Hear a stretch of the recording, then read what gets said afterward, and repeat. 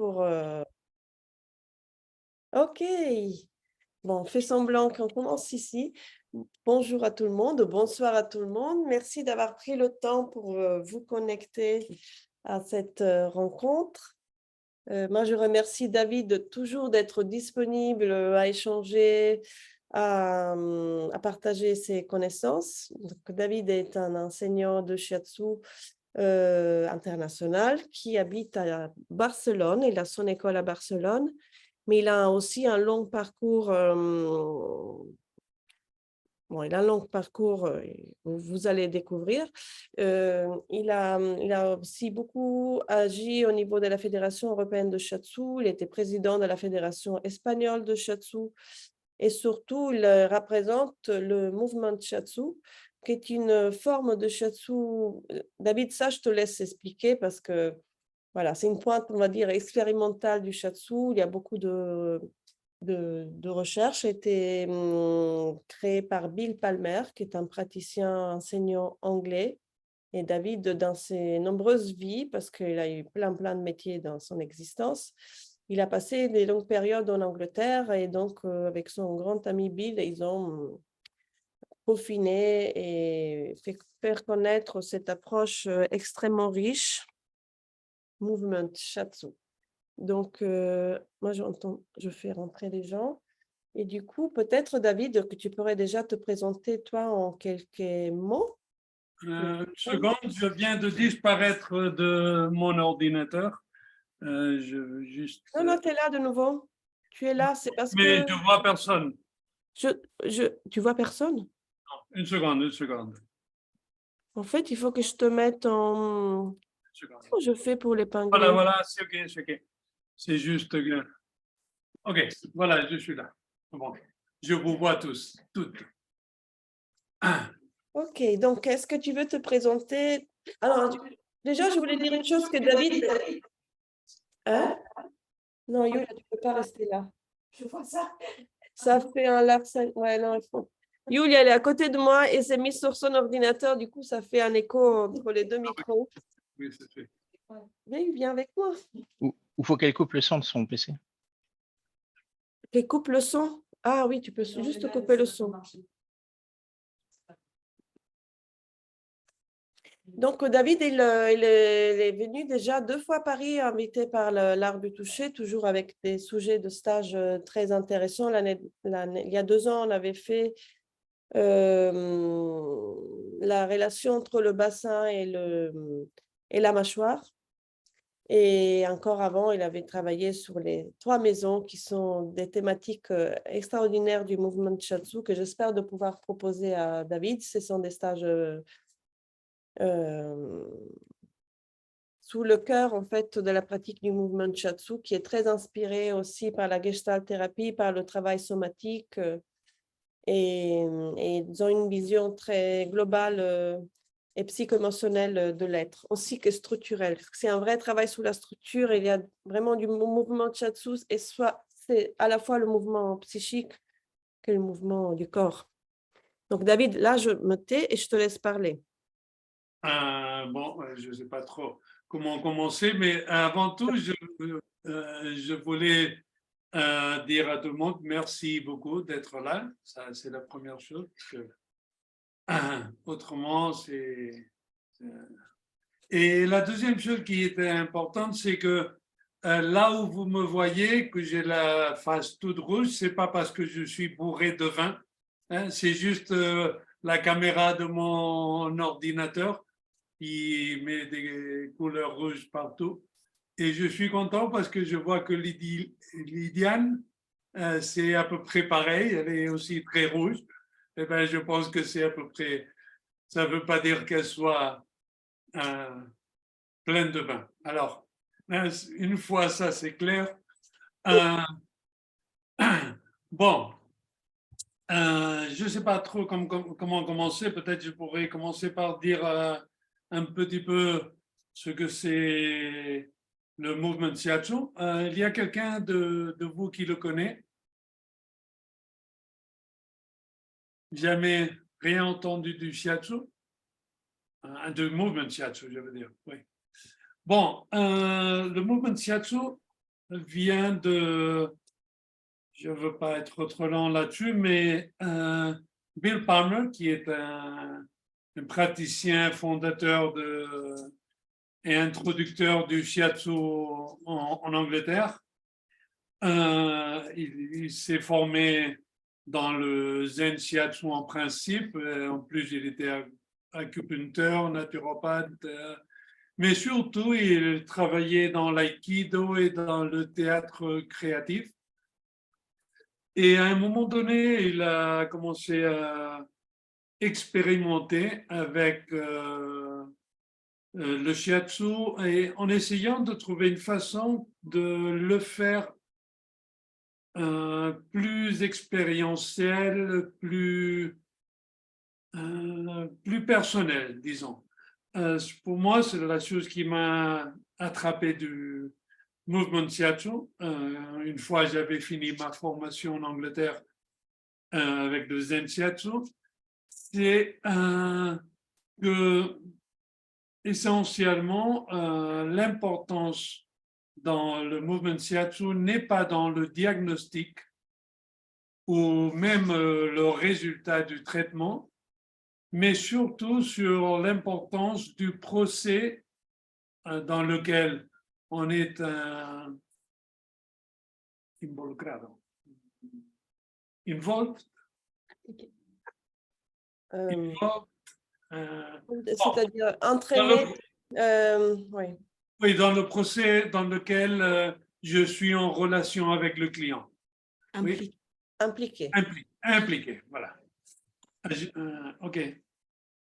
C'est-à-dire, en fin de compte, je crois vraiment, et Bill Palmer aussi, que ce qui fait que le shiatsu, en général, mais le shiatsu mouvement spécialement fonctionne, soit effectif et soit utile, c'est que le focus est sur le genre et la qualité de relation qu'on établit avec soi-même et avec le client. Alors, à fin de compte, on essaye dans le mouvement shiatsu que le client et la personne qui vient nous voir, quand elles sortent de la session, elles se sentent qu'elle a appris quelque chose dans la session. Et peut-être le résultat, quand elle sortira de la session, elle ne va pas sortir relâchée et même mieux qu'elle est rentrée. Mais ce qui m'intéresse surtout, c'est que la personne apprenne quelque chose sur elle-même, sur là où elle est et sur ce qu'elle peut faire avec la situation dans laquelle elle se trouve. C'est-à-dire, je suis très, très clair là-dessus. Je ne me sens pas moi-même comme un docteur. Je ne suis pas un docteur de médecine occidentale, évidemment, mais je ne suis pas non plus un médecin oriental. Je ne suis pas acupuncturiste. Je ne travaille pas les maladies, je travaille la personne. Et là-dessus, je veux être, et j'ai besoin d'être toujours très clair, parce que je pense que ce qui fait la différence entre le shiatsu et par exemple l'acupuncture, que j'adore, je l'utilise, je la reçois, et c'est parfait, mais la grande différence, c'est que pour un acupuncturiste, il doit y avoir un diagnostic avant de savoir où il va mettre les aiguilles. Dans le shiatsu, ce n'est pas le cas du tout. Dans le shiatsu, la plupart du temps, je commence la session sans savoir absolument rien de ce que je vais faire. C'est juste quand la relation, quand le shiatsu commence, que, à part de la demande du client, qui évidemment je la tiens présent, mais À part ça, je ne sais pas comment je vais travailler dans cette session. Je m'explique ou je ne m'explique pas? Oui, c'est clair. Je veux dire, dans le mouvement Shiatsu, il n'y a aucun protocole. C'est ce qui fait que ce soit vraiment compliqué de travailler avec le mouvement Shiatsu, parce que l'essence est dans l'expérimentation et dans la façon de trouver ou de proposer un travail avec le client que le client puisse comprendre, suivre et être avec moi dans la session. Je veux que le client soit actif, qu'il soit une partie qui prenne ses décisions, et c'est pour ça une des raisons pour laquelle on appelle Movement Shiatsu, parce que le client en tout moment peut bouger, peut s'exprimer, peut changer de position si elle se trouve qu'elle en a besoin. Et c'est à la cliente de décider jusqu'où elle veut aller dans la session. Je ne veux jamais pousser, je veux accompagner la personne dans son processus. Et je pense et je défends que les gens me payent pour une session en espérant que je peux leur offrir des possibles outils qui vont leur être utiles. Et je pense vraiment qu'ils ne me payent pas pour que je les guérisse, parce que je n'accepte pas ce genre de contrat. Ce que j'accepte, c'est que je veux, que je pense qu'on va pouvoir trouver une façon dans la session où la personne qui est là pourra apprendre quelque chose de nouveau sur elle-même. Et si on a de la chance, on va trouver la façon de faire quelque chose avec ça. Oui. Et c'est pour ça que souvent, ou même maintenant, on parle des personnes qui viennent nous voir comme des clients. Hein, parce que le client a le pouvoir évidemment, de ne plus revenir, ce qui est évident, mais en plus, un client a le pouvoir de contraster, de ne pas accepter n'importe quoi que je peux lui offrir. C'est pas parce que je pense que je sais ce qui est bon pour une personne qu'elle doit accepter ça, juste parce que c'est moi qui le dis, qui a 30 années d'expérience et tout ça. Je veux que la personne soit vraiment active dans son procès. Une partie importante de la lutte du travail dans le mouvement Shiatsu, c'est de aider à la personne à sortir du passif, à sortir du rôle de recevant, de personne qui est traitée, de personne qui attend une réponse de l'extérieur. Et bon, là-dessus, c'est un peu une des bases du mouvement Shiatsu, c'est l'aïkido. Bill Palmer avait fait beaucoup d'aïkido. Moi aussi, j'en ai fait pas mal. Et il y a un principe qui, je trouve trop beau dans l'aïkido, qui est que si on trouve la façon d'accompagner l'énergie qui est là, les choses se déroulent toutes seules, sans que nous ayons besoin de les guider tout le temps ou de les contrôler tout le temps. C'est-à-dire quand on fait une connexion vraie avec l'énergie, la présence, le moment, les choses bougent d'une forme naturelle si on les accompagne et parfois on propose des exercices ou du travail concret. Et mon expérience me dit que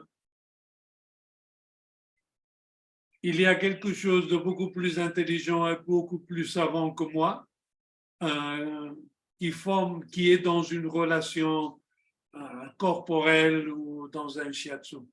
C'est pas seulement ma connaissance, mon expérience qui est là, mais il y a quelque chose de beaucoup plus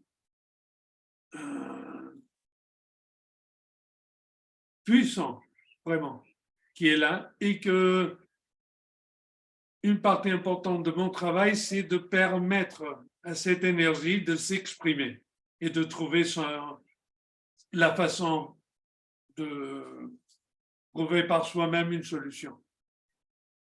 Je me fais comprendre ou je parle français, chinois? Non, Bon. non, David, c'est très bien. Moi, je comprends. On est là. Alors, peut-être pour parler un peu de ce qu'on va faire là, en juin, j'ai toujours un grand conflit même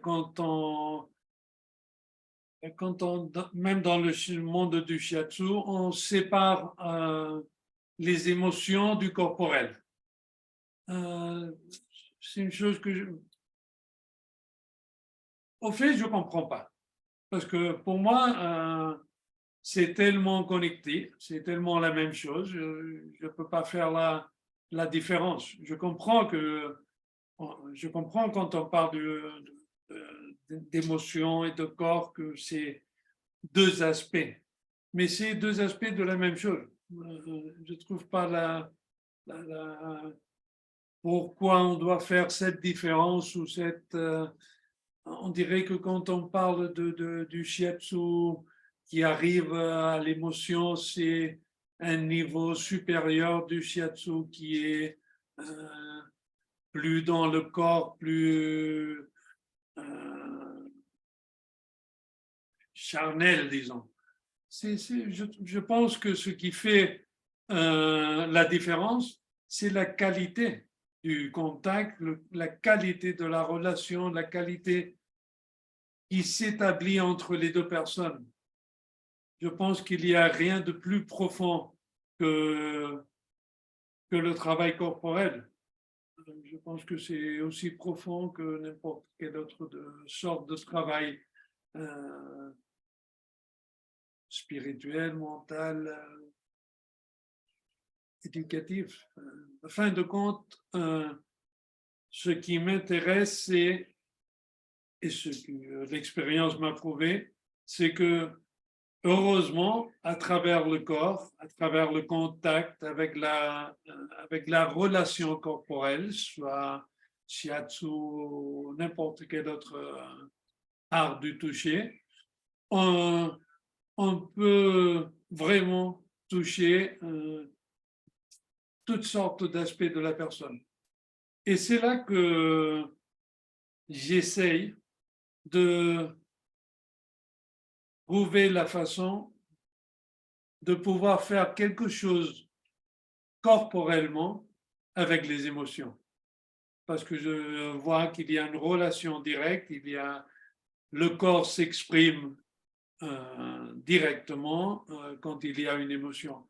Et ça, on le sait, je pense que tout le monde le sait, parce que quand on est content, on pèse 10 kilos de moins, on a beaucoup plus d'énergie, et même si on a une jambe cassée, on est content.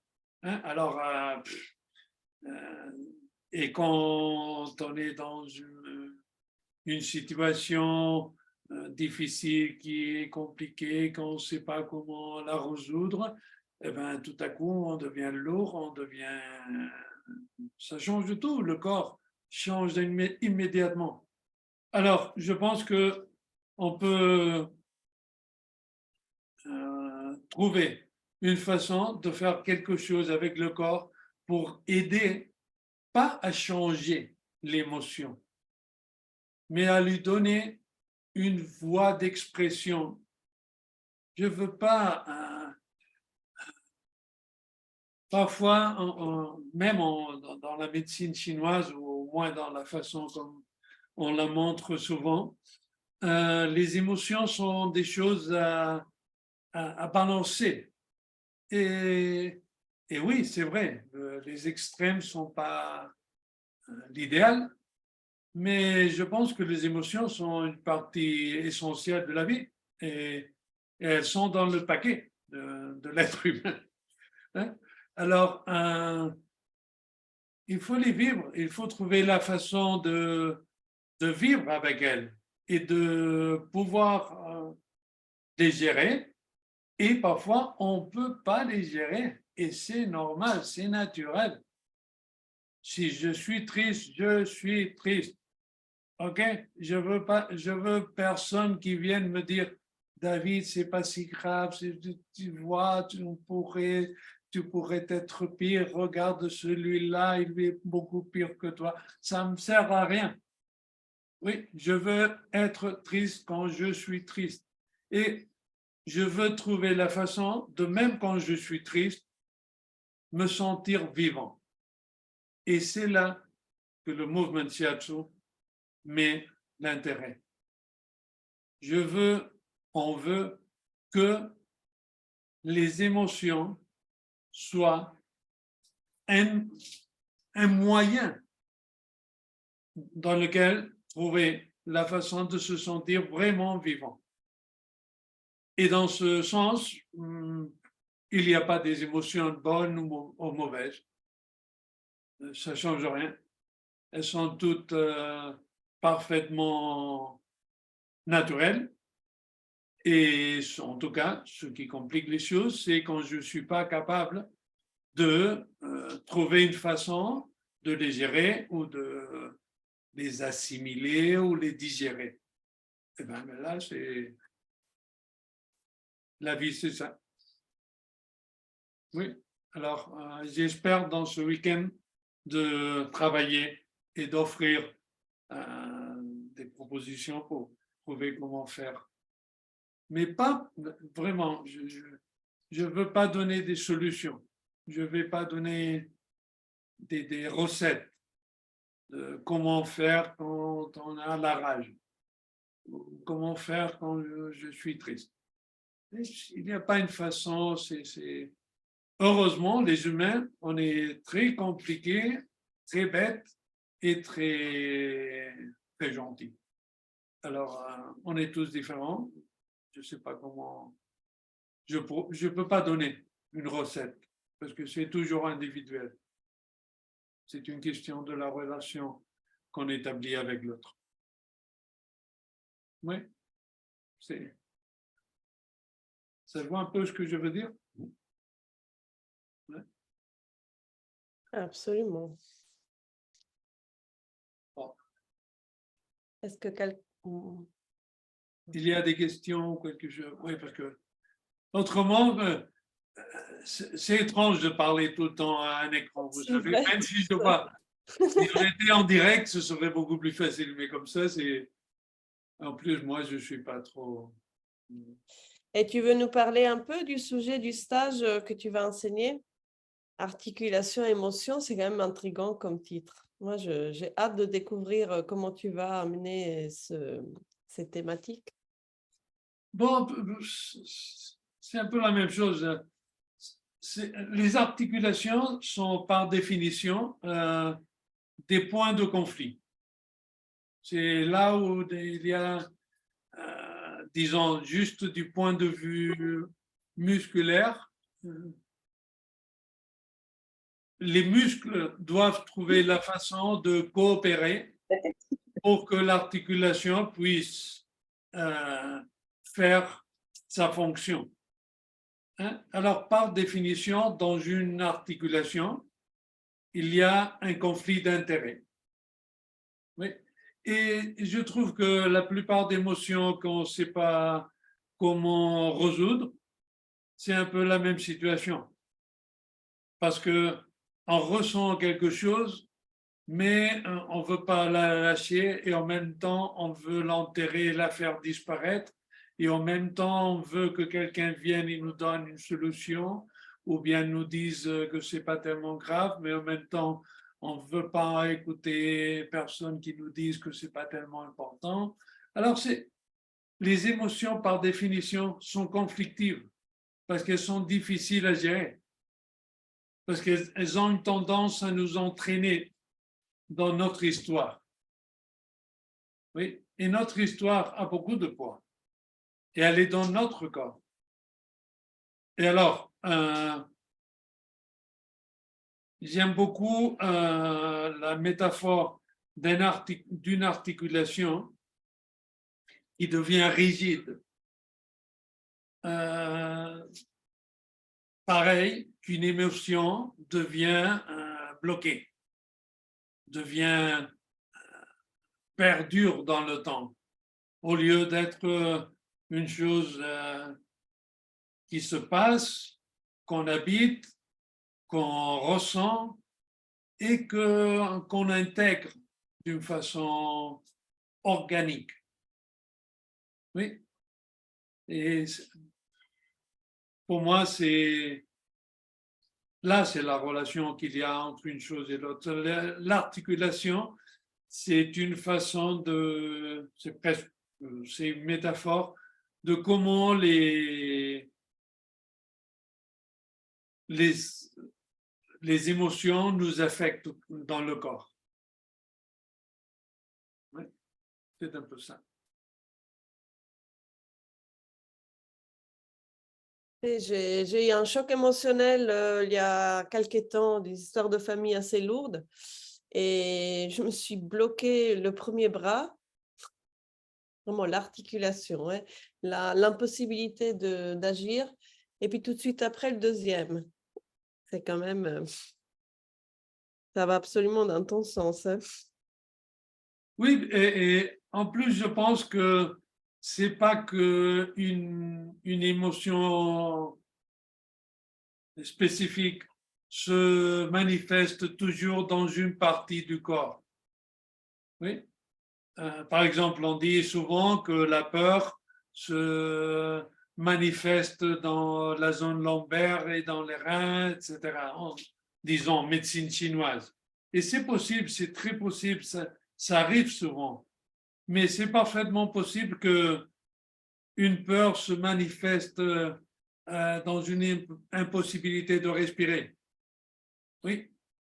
Et alors, il y a une partie que je veux utiliser, toutes mes connaissances de la médecine chinoise, mais de l'autre côté, j'aimerais bien trouver la façon d'approcher la personne juste en voyant la personne, pas en la voyant comme les reins qui sont qui ou les reins qui sont sans énergie. Parce que peut-être c'est vrai, ok, c'est vrai, mais la personne le manifeste d'une autre façon. Et c'est sa manifestation qui est importante, parce que la personne est là. Si je lui parle du rein, je lui parle d'une chose qu'elle ne ressent pas, qu'elle ne sait pas ce que c'est du chinois ou du japonais. Je veux parler une langue que la personne soit avec moi, qu'elle comprenne pourquoi je fais le travail ou je lui propose le travail que je lui propose.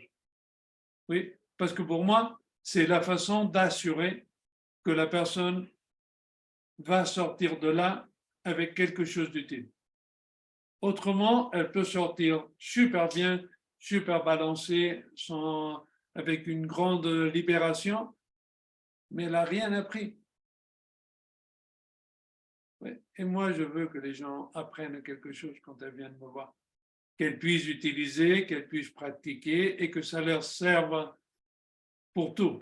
C'est pour ça, d'un côté, qu'on parlait avant avec Julien et Barbara, qu'il y avait deux personnes qui étaient intéressées au stage, qui ne font pas du shiatsu. Oui, eh bien, parfait, aucun problème. Oui, parce que si on fait du shiatsu, on va utiliser les outils qu'on a dans le shiatsu. Mais si je fais une autre chose, je vais utiliser ces mêmes principes dans n'importe quel champ. Et c'est ça exactement, vraiment ce que je veux. Je veux travailler pour tout le monde, pas pour les gens du shiatsu seulement. Ou je ne veux pas utiliser un argot spécifique du shiatsu. J'essaie que mon langage soit autant que possible compréhensible à n'importe qui. Autrement, immédiatement, je monte mon niveau, je mets par-dessus. Si les autres ne comprennent pas ce que je suis en train de dire, et tout ce qu'ils peuvent faire, c'est d'accepter que je suis très, très, très, très, très, mais très, très bon, hein, et j'ai beaucoup, beaucoup, beaucoup d'expérience, eh ben, c'est pas la peine. Ouais.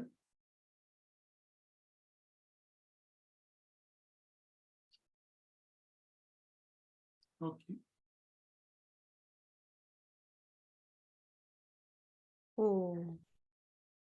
On passe aux questions, peut-être? Ah oui, oui.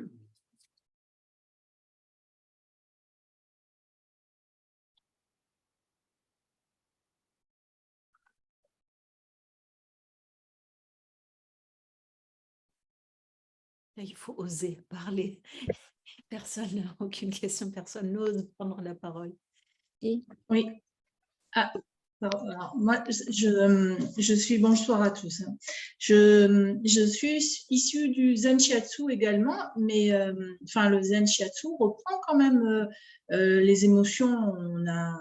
C'est quand même le sujet de Masunaga, le rapport entre les émotions et les troubles. Oui. Ah. Ah oui, non, non, oui. Mais je veux dire, Masunaga fait une relation directe entre les émotions et les méridiens, par exemple. Oui. Oui.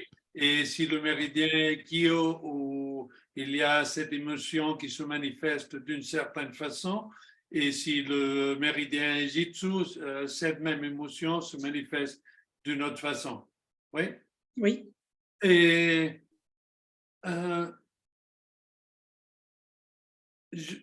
vraiment, je pense que c'est peut-être possible que ce soit vrai. Oui. Mais mon expérience me montre que beaucoup de fois, cette connexion n'est pas tellement claire. Vous voyez ce que je veux dire? D'accord. Et que c'est vrai qu'en travaillant le méridien, l'énergie change. Oui? Oui. Mais je suis absolument d'accord avec ça. Il n'y a aucun problème. J'adore les méridiens. Ce n'est pas le problème. Hein? La question, c'est que j'essaye de faire de façon que le client comprenne aussi pourquoi je suis en train de faire ce travail. Oui. D'accord. Comment je fais une espèce de diagnostic. Hein? Disons quand la rate est Kyo, eh ben, je suis dépressé, bon, tout est lourd, etc., et je me déprime. Oui, oui, mais ok, ça je comprends. Et je vois la logique et je vois le sens énergétique. Mais une fois ça c'est compris, ce qui m'intéresse, c'est comment le client ressent ça dans son corps et qu'est-ce que cette partie du corps a envie de faire. Pas seulement le méridien ou le traitement du méridien. Probablement, je vais le faire aussi. Mais en tout cas, ce n'est pas la partie plus importante pour moi. Oui? D'accord, merci. Allez-y.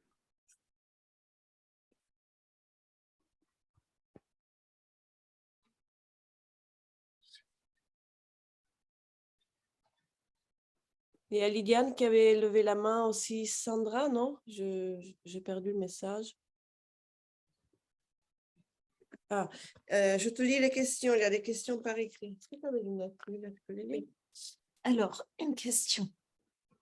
Sandra, je pose la question par écrit car je ne peux pas ouvrir le micro. Du coup, il n'y a pas d'objectif de relaxation si la personne doit être active.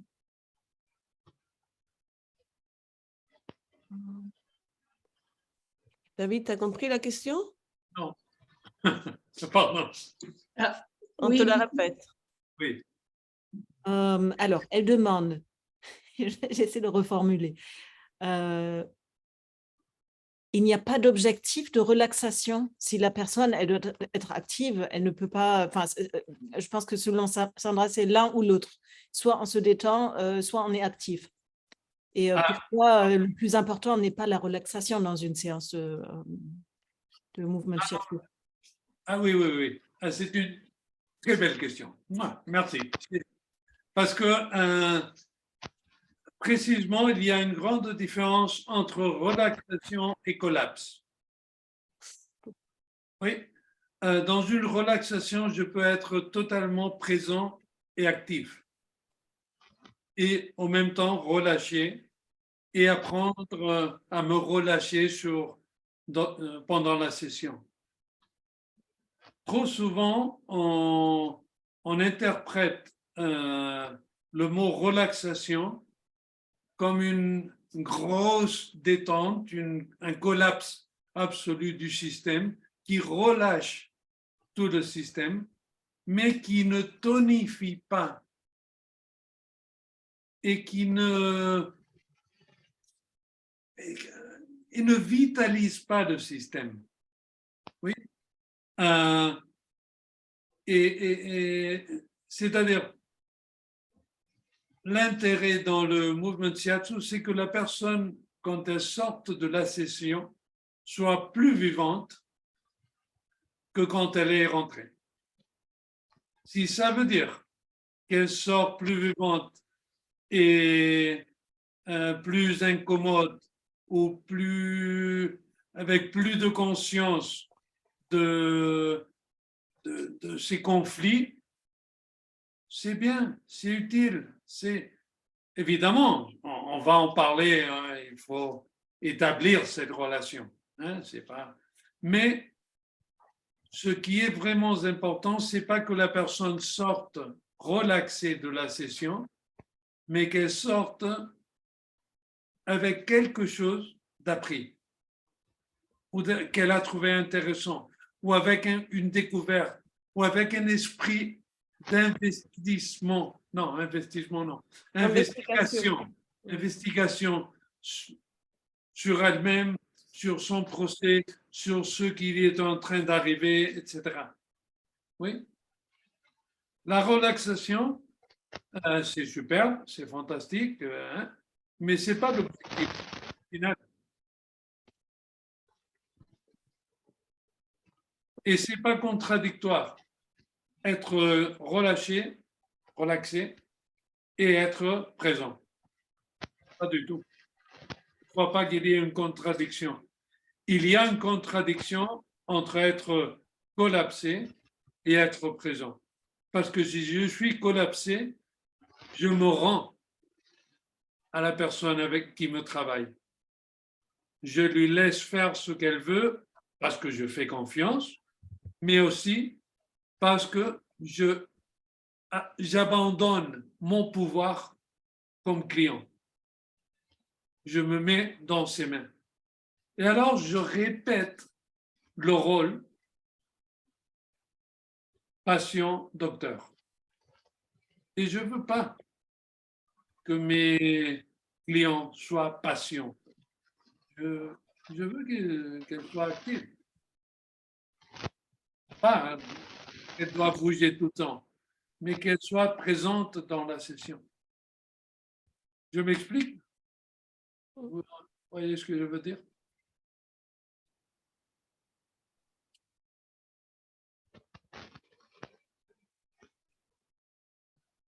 Oui, merci. Sandra, tout le monde. Sandra a répondu. Elle a compris ta question. Lydiane, tu veux poser ta question? Attends, il faut remettre le micro. Pourtant, c'est activé. On ne t'entend pas, Lydiane. Et ton micro, tu veux essayer d'enlever le casque?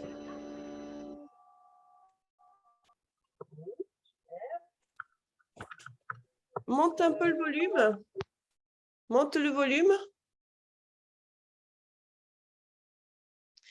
Débranche le casque, ça me fait ça parfois quand j'ai le casque. Débranche-le de l'ordi. Essaye.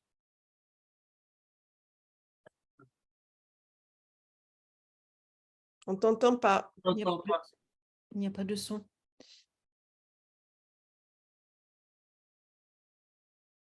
Sinon, tu peux nous écrire dans... Non, non. Ouais, il faut couper la caméra. Non, elle pense Ah, qu'on écoute. Sandra, elle propose de couper la caméra, Lydiane. On continue. Elle est où, Lydiane? Ah, Lydiane, je vais... je pense qu'elle a le micro.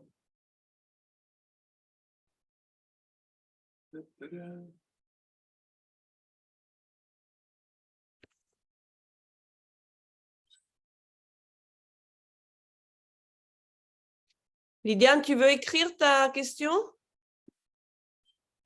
Et entre-temps, il y a quelqu'un d'autre qui a envie de partager une expérience, ou une autre vision, ou une question? Moi, si c'est possible. Oui, bien sûr. Alors moi, je me demandais, je trouve ça hyper intéressant. Et je me disais, mais il faut avoir une approche psychologique, ou en tout cas, il y a beaucoup d'échanges pendant la séance, ou en tout cas, il faut avoir une certaine écoute corporelle. Et comment se déroule une séance?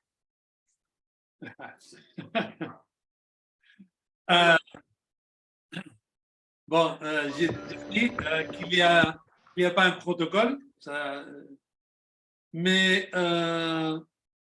disons, en grand trait, la séance, pour moi, commence au moment où le client rentre dans mon espace. C'est-à-dire, oui, ça va? Oui, bon, je pense que la première obligation que j'ai, c'est d'assurer que l'espace où on va travailler, c'est un espace où la personne qui vient va se sentir sûre, respectée et acceptée, telle qu'elle est. C'est-à-dire que ce n'est pas un espace où on va la changer. C'est pas... Oui, et ça, je ne le dis pas exactement comme ça, mais c'est la façon d'approcher la personne qui vient a beaucoup à voir avec les rôles que j'établis dès le premier moment. Oui, alors pour moi, la première question, c'est toujours pourquoi vous êtes venu? Hein? C'est qui vous a dit que je peux être utile à quelque chose? Hein? C'est-à-dire, et la raison pour laquelle la personne vient me voir, c'est du point de vue du mouvement shiatsu, le jitsu. Oui, parce que c'est ce qui est présent, ce qui se manifeste, ce dont on a besoin de se résoudre. Oui. Alors, c'est à moi, deuxième pas, ou troisième, c'est d'accepter ou de ne pas accepter cette demande.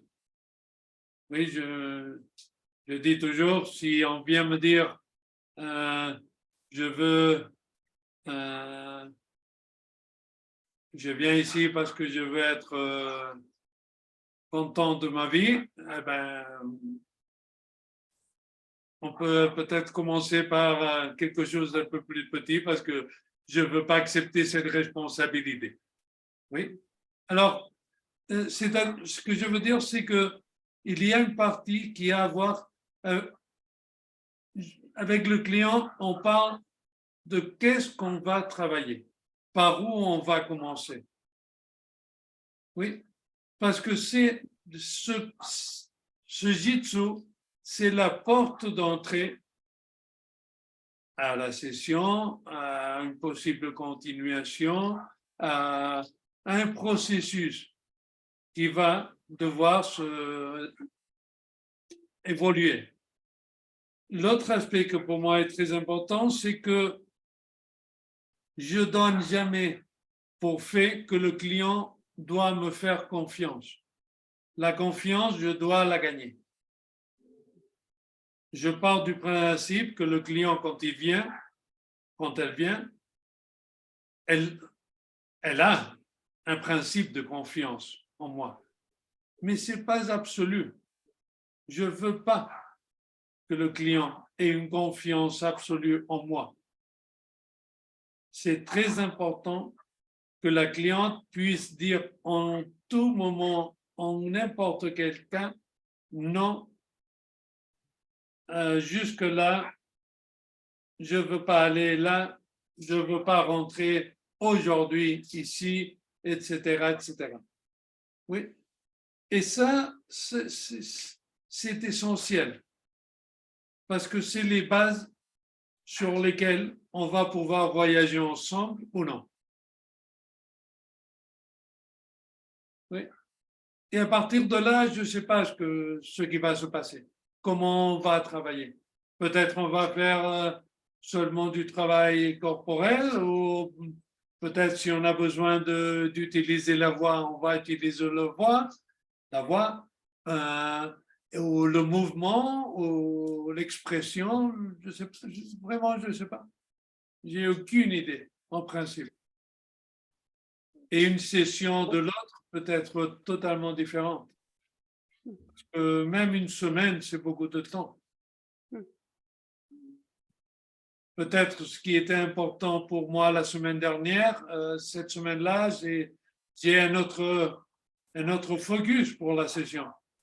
Alors, c'est bien de savoir ce qui s'est passé la semaine dernière, mais je suis venu avec une autre chose aujourd'hui, qui est plus présente et qui est le jitsu. Oui, Oui, merci beaucoup, David. plaisir.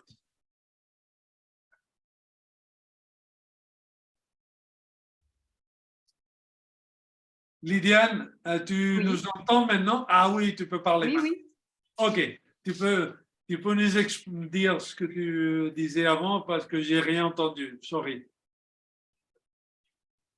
Par rapport à ma question, Oui, j'ai pas entendu la question. bah, en fait, là, ce dont tu viens de parler, c'est étonnant, c'est drôle. Je trouve ça super drôle.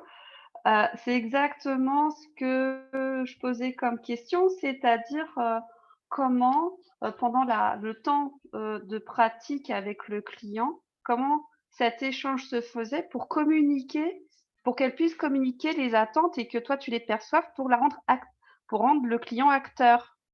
Mhm. Bon, écoute. Oui, dis-moi. C'est ça? Et en fait, du coup, quand tu as expliqué toute la phase de rencontre, la première rencontre, avant de vraiment passer à l'action de pratique, enfin, rien que déjà à la première, rien qu'à l'ouverture de la porte, on rentre déjà dans la séance. Mhm. Et cet échange, elle se fait dès le début, parce que bon, de ce que j'ai pu voir, et moi avec les séances de shiatsu que j'ai fait, moi je parle pas, hein.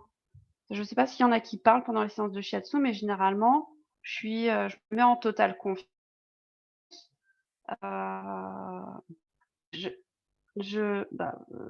Du coup, je me laisse faire Je me laisse complètement porter. Après, il y a des moments où je peux dire, mon corps, quelque part, par lui-même, va dire si je suis d'accord ou pas d'accord, si j'ai des résistances ou pas. Des fois, éventuellement, je peux dire pression plus faible, mais ça lui arrive une fois. Et si la personne qui te travaille te fait quelque chose que tu n'aimes pas, tu lui Je dis lui ou dis non? non.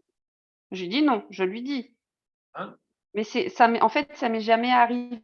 Mon corps a toujours accepté ce qu'on me proposait. Donc, j'ai l'impression que le corps de lui-même, quand la personne peut ressentir ce que dit le corps, c'est déjà, c'est super. Mhm. J'ai des difficultés quand on parle du corps et de la personne. Tu Ah vois? bon? Oui, parce que Euh, je ne vois pas. On fait une différence, même le vocabulaire fait une différence entre moi et alors mon attends. corps. Et Parce qu'en mon corps fait, et pour moi, moi, le corps pour moi, le corps est indissociable de ce que, enfin, le corps communique. Mais je sais pas si j'arrive à me faire comprendre comme il faut. Euh, pour avoir moi déjà pratiqué un petit peu, euh, le corps, les gens me parlent à travers leur corps. Enfin, c'est un moyen de communication pour moi. absolument. C'est-à-dire que je peux sentir les résistances, les tensions, les relâchements,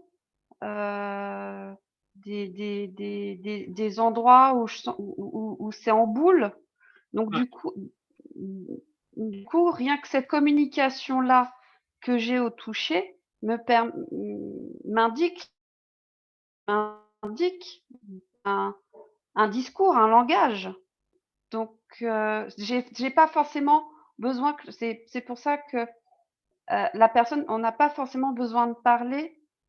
Il y a des gens qui ont besoin de parler, il y a des gens qui n'ont pas besoin de parler pour avoir cette relation de guidance. Mais ce qui m'intéressait de savoir, c'est par exemple comment dans une séance de shiatsu, une personne peut être actrice. Est-ce qu'elle accompagne le mouvement? Euh, est-ce que dans le mouvement, il se passe quelque chose aussi pour elle? Est-ce qu'il y a une invitation à créer un mouvement avec toi, de l'accompagner pour que ça aille plus loin?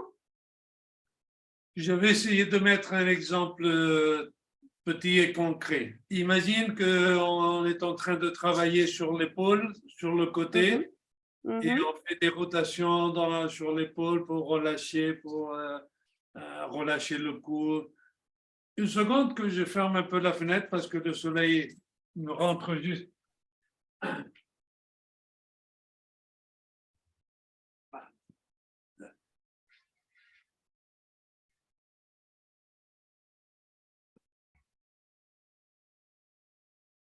Voilà.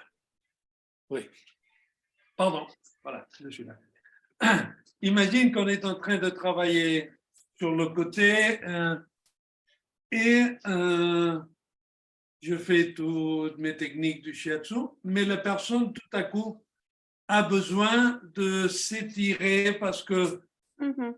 ou de bouger la jambe, de faire une torsion. Mhm. Dans le mouvement de shiatsu, ça fait partie de la séance. D'accord. Et si ce mouvement que j'ai initié dans l'épaule lui porte le mouvement de la tête ou Mhm. l'envie de bouger la tête, Oui, faire un étirement avec la tête, j'accompagne ça. d'accord. J'encourage ça. Mhm. Tu vois? Et si il y a un mouvement qui apparaît dans la pelvis, ou un mouvement dans la jambe qui veut s'étirer au même temps qu'on est en train d'étirer le bras ou l'épaule, eh ben, Mhm. je pense que c'est très important parce que à ce moment-là, la personne peut ressentir qu'il y a une connexion entre ces deux parties du corps.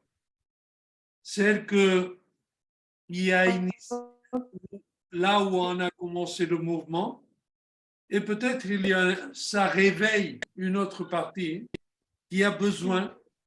Et ça, alors, on commence à faire des connexions, mais qui se basent sur l'expérience personnelle du client. Pas, je sais qu'il y a une relation entre l'épaule et le bassin. Peut-être. En théorie, il y a une relation très directe. Oui. Mais c'est super beau et super intéressant quand l'expérience du shiatsu aide à que la personne voit, ressente cette relation. Parce qu'alors, c'est très clair, c'est pas de la théorie, c'est pas moi qui le dis, c'est une expérience personnelle. Ça change de tout. L'information vient à travers de l'expérience, pas de l'extérieur. Oui. Alors, et ça lui donne la liberté à la personne d'expérimenter avec elle-même, même quand le shiatsu est fini, quand elle est à la maison. Oui, ou quand elle est avec quelqu'un d'autre. Oui, ça lui donne du pouvoir de s'exprimer. Oui, voilà, c'est un peu ça. J'ai répondu un peu à ce que tu demandais. Oui, merci beaucoup, David. Merci. Plaisir.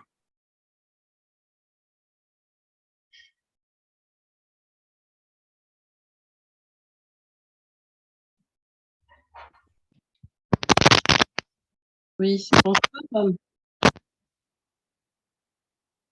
Oui, c'est Sophie.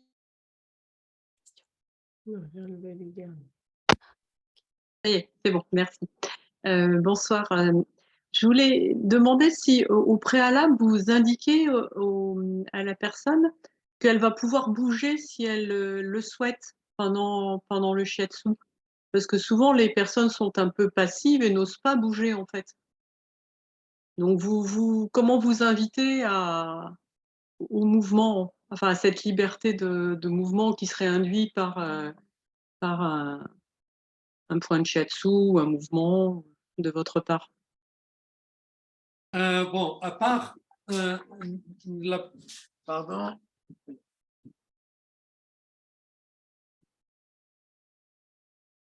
À part de lui dire à la personne en tout moment, vous êtes libre de bouger.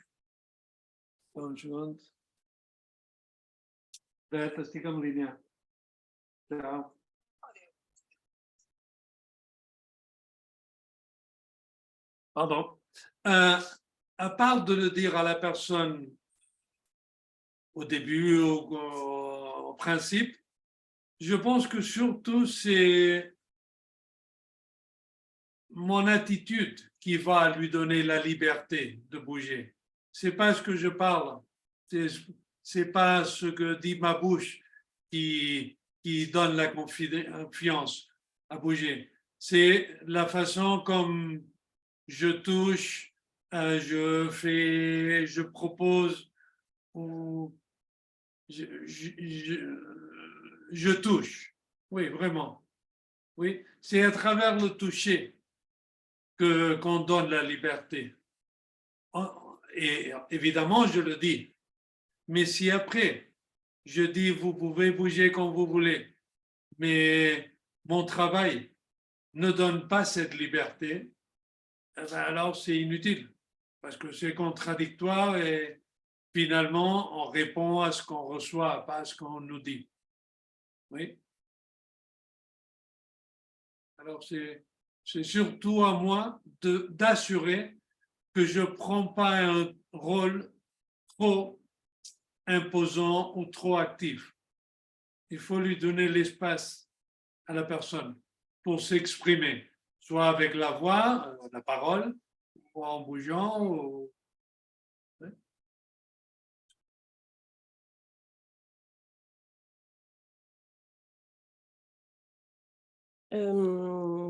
Il y a quelqu'un qui a écrit une question. Je n'étais pas encore là au début de la conférence, désolée. Comment se déroule le stage concrètement? Et puis il a rajouté, c'est très intéressant de vous entendre parler de cette liberté de mouvement.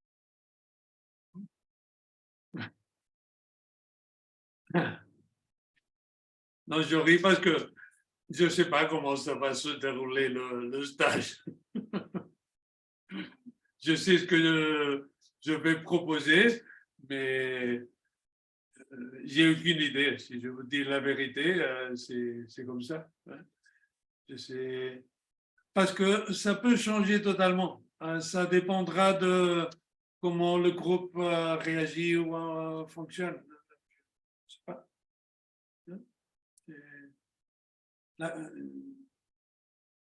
Je veux rien inventer maintenant et dire il va y avoir un certain. Je travaille pas comme ça, jamais. Alors, désolé. En tout cas, une chose est sûre, il y aura de la pratique. Oui, non, ça oui. Pratique et théorie, la pratique et la théorie, ça doit aller ensemble, parce que c'est la façon que ça s'intègre. Autrement, une chose est là et l'autre est là. Au bout de 25 ans, elle commence à se mélanger, mais c'est un peu long. Bon, tu as répondu, ok, parfait.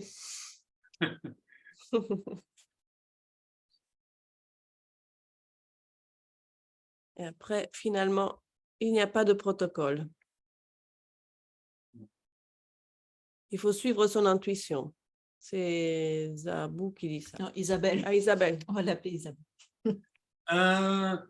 Oui, mais pas seulement suivre l'intuition. Parce que l'intuition, et là c'est une chose que j'aime de pointer, l'intuition très souvent en médecine chinoise est directement relationnée avec l'énergie de l'eau, etc. Non? Mais il y a une image que j'aime beaucoup de réfléchir sur elle, qui est que trop souvent, ce qu'on appelle l'intuition, ce n'est que les choses qui sont vraiment apprises, intégrées, les choses qui sont habituelles pour moi, qui sont faciles à faire, qui viennent naturellement. J'appelle ça l'intuition. Et l'intuition, ce n'est pas ça. L'intuition est beaucoup plus profonde et elle demande beaucoup de travail. Beaucoup de travail.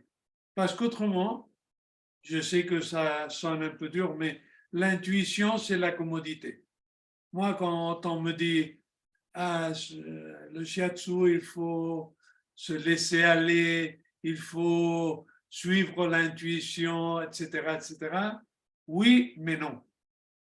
Parce que si je veux monter une montagne, l'énergie de l'eau seule ne m'aide pas. Parce que l'eau, elle va toujours vers le bas et elle cherche toujours le chemin plus facile. Oui, celui qui est plus naturel, plus facile, mais elle va toujours vers le bas. Si je veux investiguer, j'ai besoin... Explorer. Oui, si je veux explorer, j'ai besoin d'avoir des doutes,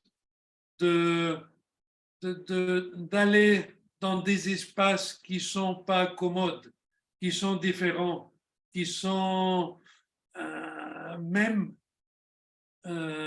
peut-être un peu dangereux. Oui, mais c'est ça qui me fait faire des choses nouvelles ou essayer des choses nouvelles. Si je suis seulement ce qui m'est naturel, je serai toujours dans une bande qui va bouger un peu comme ça. Oui. Et là-dedans, je vais être capable d'explorer, d'être commode, d'être confortable. Mais je ne vais jamais proposer quelque chose qui soit dehors de là. Et ça me fera, ça me limite. Ça limite ma pratique. Et dans le temps, ça va faire que, si je suis praticien de shiatsu, que je m'ennuie. Parce qu'une fois j'ai trouvé la façon de travailler ça et ça et ça, et ben, je vais faire toujours d'une façon naturelle, fluide, facile. Un bon travail, aucun problème. Ce sera un bon travail. Mais il n'y aura pas de l'investigation là-dedans. Et je trouve que c'est, pour moi, un bon shiatsu doit avoir l'intuition d'un côté et de l'autre, la partie gauche du cerveau qui me questionne de temps en temps ce que je suis en train de faire et qui me disent écoute, tu es sûr que tu ne pourrais pas proposer autre chose ou faire autre chose ou... Oui. La doute, c'est ce qui fait que la chose soit vivante. Oui. Et c'est bien de travailler avec la doute, qu'elle soit avec moi.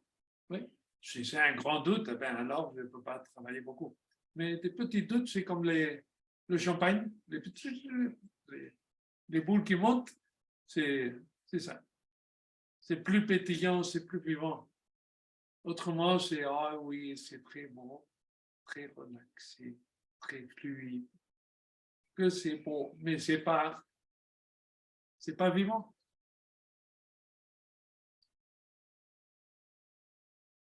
Oui. Oui, je te remercie. Grazie.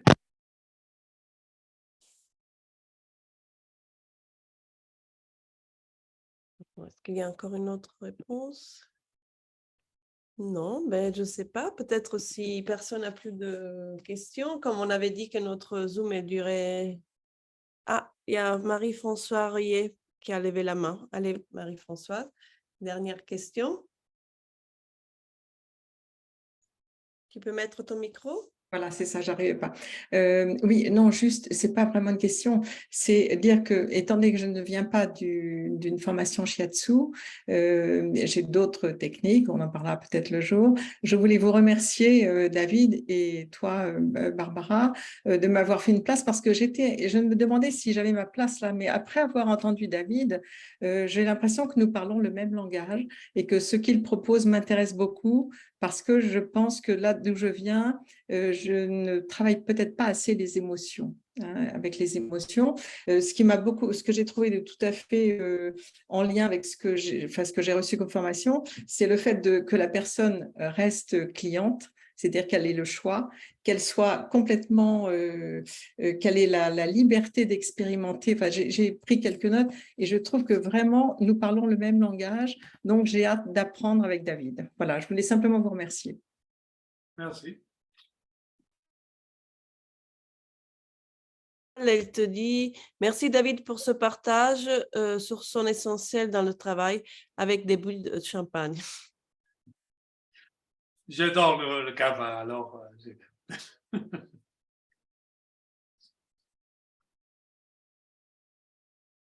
On va peut-être se dire au revoir.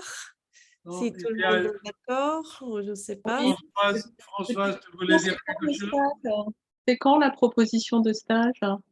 Ben, si, c'est une bonne question. C'est bientôt, très bientôt. Ça sera le week-end du, attendez, Françoise, on ne t'entend pas. 24 et 25 juin à Paris. D'accord. Merci. Est-ce Ah oui. que je peux intervenir brièvement juste avant la fin? Oui, bien sûr, allez-y. Voilà. Alors, oui, moi, la question, c'est quand même cette question des émotions, ouais, c'est-à-dire l'émergence dans une séance des émotions, de certaines émotions. Alors, c'est vrai que d'une manière générale, les émotions sont souvent assez réprimées, hein, et quand il y a quelque chose qui se manifeste de manière intempestive, souvent les patients sont dans la retenue, s'en excusent, enfin, etc. Je me disais, qu'est-ce que ça veut dire dans une séance de shiatsu de pouvoir accueillir l'émotion de quelqu'un, jusqu'où aller et de quelle manière, c'est-à-dire quels sont les outils, hein, quand on parle de travailler les émotions, qu'est-ce que ça veut dire dans ce cadre-là? Alors, David, Françoise est psychologue, c'est sûr que c'est une question intéressante parce que je pense que vous n'avez pas la même façon de travailler les émotions. Non, mais je pense, si vous êtes psychologue, je pense qu'on va être absolument d'accord parce que je pense que ce qui est essentiel quand on travaille avec des personnes, des humains, c'est de ne pas les forcer plus loin de là où elles veulent aller. Tout à fait. Oui. Et alors, avec ce principe, je me sens très tranquille quand je travaille, parce que je pousse jamais. S'il y a une émotion qui se manifeste, évidemment, j'ai mon travail sur moi avec le temps et ça m'aide à pouvoir la contenir. Et ne pas avoir besoin de la répresser ou de lui faire perdre de l'intensité. Mais je crois vraiment que si on pousse, si on force pas les procès ou à la personne, quand les émotions se manifestent, elles se manifestent d'une façon que la personne peut la vivre, peut les vivre, peut les maîtriser, même si en apparence, la manifestation est plus ou moins bruyante, disons. Si la personne se sent confidente en elle-même et dans le procès dans lequel elle est, et elle fait confiance à la personne avec laquelle elle travaille, j'ai pas peur de ce qui peut apparaître. Et on a toujours la possibilité de, si il y a quelque chose qui apparaît que je ne peux pas contrôler, eh bien alors on arrête. Oui, on trouve la façon d'arrêter ça. Et en tout cas, j'arrêterai ça parce que je ne peux pas contrôler, se maîtriser, je ne suis pas confortable moi-même dans la situation. Pas parce que c'est trop pour moi. Peut-être ce n'est pas trop pour la personne, mais peut-être c'est trop pour moi. Et là, c'est une chose que je trouve que trop souvent, quand il y a une manifestation d'une expression, trop souvent, on essaye de l'apaiser, de la calmer, de la rééquilibrer. Et je déteste ce mot dans ce cas. Parce que c'est pas, on n'a pas besoin de rééquilibrer une chose qui se manifeste. Il faut lui trouver une forme créative utile de se manifester. Mais pas de lui baisser l'intensité, la force. Parce que probablement, moi, c'est mon expérience, très souvent, c'est juste quelque chose qui est vraiment vivante qui se manifeste. Même si c'est peut-être pas agréable, mais c'est vivant, c'est beau. Et moi, je ne suis pas sadique, hein, mais quand je vois des choses qui arrivent, mon corps devient content. Parce qu'il y a du mouvement là. Il y a quelque chose qui bouge, quelque chose qui a besoin de se manifester. Oui? Et ce n'est pas une chose que j'ai poussée pour que ça sorte. C'est sorti, si ça sort, c'est parce que la personne se sent en confiance et en sécurité pour pouvoir exprimer ça. D'accord, mais au-delà de l'expression, c'est-à-dire au-delà de l'émergence de cette émotion dans ce temps présent, est-ce que ça peut dériver effectivement vers un échange verbal, enfin jusqu'où voilà. Oui, mais surtout, moi je travaille avec le corps. Ouais. Et là, c'est un des principes de ce qu'on va voir dans 3 semaines. C'est comment porter l'émotion à la sensation. Oui, à la sensation, au ressenti corporel. Qu'est-ce qu'il y a à côté ou derrière de la sensation? Corporellement, cette émotion me fait sentir une sensation corporelle, une sensation personnelle. Et là, je peux travailler avec ça. Vous pouvez donner un exemple? Je me représente mal. Disons que tout à coup, dans une session, il y a une grande tristesse qui apparaît. Hein, il y a des pleurs, il y a des larmes qui apparaissent. Ouais. Au lieu d'aller, parce que je ne suis pas préparé pour là, je ne suis pas psychologue et je ne veux pas l'être, de même que je ne veux pas être médecin. Mais ce que je peux faire avec ça, c'est dire, et ça vous fait sentir quoi, ça? Oui. Vous vous sentez confortable, commode, et quelle partie du corps est plus tendue ou inconfortable à ce moment-là? Et qu'est-ce qu'elle a besoin de faire ou qu'est-ce qu'elle a envie de faire? Et souvent, quand on lui laisse cet espace à cette partie ou à la personne de faire quelque chose de corporel avec un ressenti émotionnel, c'est pas que l'émotion change, hein, parce que l'émotion, je pense que c'est pas une chose qui disparaît puis pam, oui, et ça prend une autre qualité, parce que je peux faire quelque chose avec cette émotion que je ressens. C'est pas seulement quelque chose qui m'affecte. Ça m'affecte. On dit ça, affecté? Oui. Oui. Parfois, je ne sais pas si je parle français, mais ce n'est pas seulement une chose qui m'affecte, mais une chose avec laquelle je peux travailler. Et même, je peux jouir cette émotion, même si c'est la tristesse. Vous voyez? Ça répond à ce que vous disiez? Oui, oui, tout à fait. Merci. Plaisir.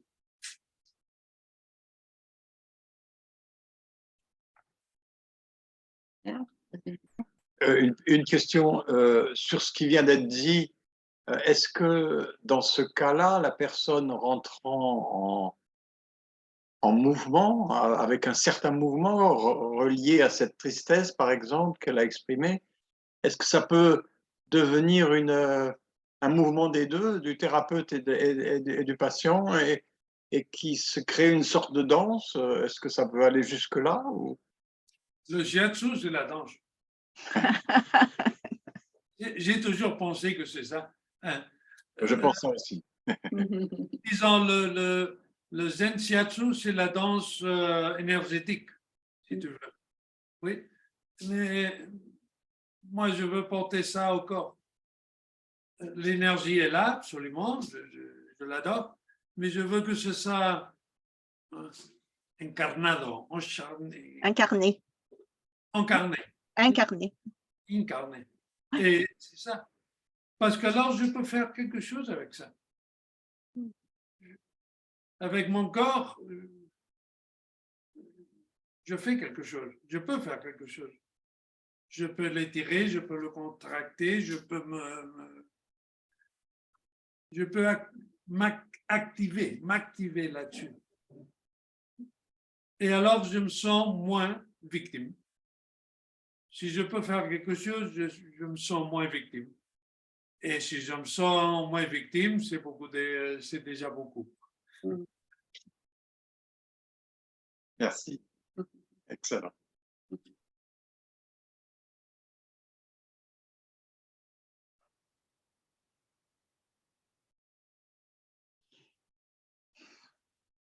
Bon. On va peut-être faire... Mais ça donne très envie de progresser, hein, il y a du chemin à faire. Ah, toujours, mais c'est ça qui est bien, non? La vie ne s'arrête jamais jusqu'à ce que ça s'arrête. Alors.